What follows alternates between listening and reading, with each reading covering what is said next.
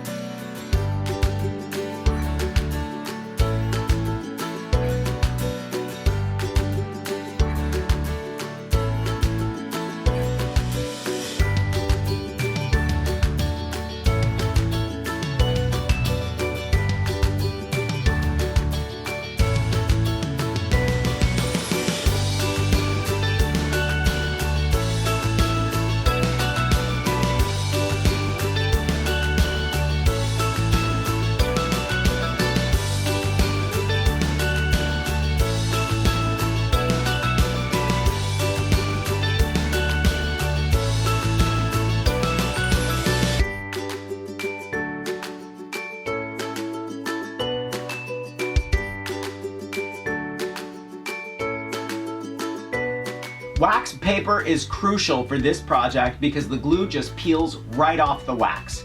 Thumbs up if you like this video, leave me a comment and I will get back to you. Subscribe to my channel if you haven't already. Don't forget to press that notification bell so you know when I have a new video. Grab a copy of Pulp Fiction Perfect Paper Projects and I will see you next week. Bye.